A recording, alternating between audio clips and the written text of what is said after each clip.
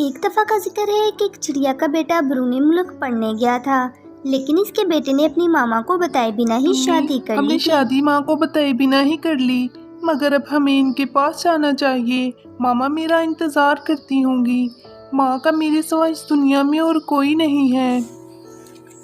نا میں نہیں جاؤں گی، میں نے اپنی زندگی شہر میں گزاری ہے، میں تیری ماں کے ٹوٹے پھوٹے گھر میں نہیں رہ سکتی، اگر جانا ہے تو اکیلے ہی چلے جاؤ۔ کوکو اپنی بیوی سے جب بھی گھر واپس جانے کی بات کرتا تو وہ یہ کہہ کر ٹال دیتی۔ دوسری طرف اس کی ماں ہر روز شام تک بیٹھ کر اپنے بیٹے کا انتظار کرتی رہتی۔ چڑیا، اب نہیں لوٹ کر آنے والا تمہارا بیٹا؟ جو پیسے تم نے اپنے بیٹے کو پڑھانے کے لیے مجھ سے لیے تھے، اب وہ بھی مجھے واپس کر دو۔ گوری بہن، آئے گا میرا بیٹا، ضرور آئے گا، آپ بس مجھے کچھ دن کا وقت دے دیں۔ اگر 2-4 دنوں میں تم نے میرے پیسے واپس نہ کیے تو میں تمہیں تمہارے گھر سے نکال دوں گی۔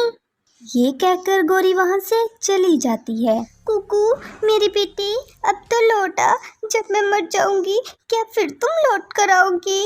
دوسرے دن چینی چڑیا ماما چڑیا کے پاس آتی ہے اور اسے کہتی ہے، چڑیا، اگر تم اپنے بیٹے کی آس پر بیٹھی رہی تو کچھ ہی دنوں میں گوری کو بھی تمہیں تمہارے گھر سے نکال دے گی۔ ہاں چینی بہن، میں کہاں سے پیسے لاؤں؟ کیسے گوری کے واپس پیسے کروں؟ مجھے تو کچھ سمجھ نہیں آ رہا۔ چڑیا، کچھ کام کرو، میں تو کہتی ہوں تم اپنے گھر کے باہر سموسے لگا لو، میں نے سنا ہے اس کام میں اچھا خاصا منافع ہے۔ یہ سن کر چڑیا بہت خوش ہوتی ہے اور پھر اسی دن چینی کے کہنے پر سموسے بیچنے لگتی ہے۔ شام تک چڑیا سموسے بیچتی ہے، اس کے سموسے بہت مزے کے ہوتے ہیں اور اس کو کافی سارا منافع بھی ہوتا ہے۔ ایسے ہی کچھ دنوں میں چڑیا کچھ پیسے جمع کر لیتی ہے اور گوری کوی کو اس کا قرض چکا دیتی ہے۔ اس عمر میں کام کر رہی ہوں، تمہارے بیٹے کو تو شرم نہ آئی، لوٹ کر بھی واپس نہ آیا۔ گوری بہن، جو نصیب میں وہ ہو کر ہی رہتا ہے، شاید میرے نصیب میں یہی تھا۔ چڑیا دن رات محنت کرتی ہے اور کافی سارے پیسے جمع کر لیتی ہے۔ ایک دن مٹھو طوطا کام سے شہر جاتا ہے، اسے راستے میں کوکو اور اس کی بیوی ٹونی نظر آتے ہیں۔ کوکو، تمہاری ماں نے تمہارا بہت انتظار کیا، بہت روئی وہ بیچاری، گوری کوی سے بہت تنگ کرتی تھی۔ تو کیا ماں نے گوری خالہ کا قرض واپس اتار دیا؟ ہاں، تمہاری ماں نے سموسے بیچ کر گوری کا قرض اتار دیا ہے اور اس کو اب بہت منافع ہوتا ہے۔ اب تو تمہاری ماں کے پاس ڈھیر سارے پیسے ہیں۔ پیسوں کا سن کر کوکو کی بیوی ٹونی بہت خوش ہوتی ہے اور کہتی ہے، ماں اس عمر میں کیا کرے گی پیسے، چلو کوکو ماں کے پاس چلتے ہیں۔ پھر دوسرے دن ہی کوکو اور اس کی بیوی واپس آ جاتے ہیں۔ کوکو کی ماں کوکو کو دیکھ کر بہت خوش ہوتی ہے۔ ماں، مجھے معاف کر دیں، میں بہت مصروف تھا اس لیے واپس نہ آ سکا۔ بیٹا، یہ کون ہے؟ ماں، یہ بیوی ہے میری، بس ماں کچھ مجبوری تھی اس لیے شادی کر لی اور تجھے بتا نہ سکا۔ کوکو کی ماں اپنی بہو سے بہت پیار کرتی ہے اور اس کو اپنا سونے کا ہار دیتی ہے۔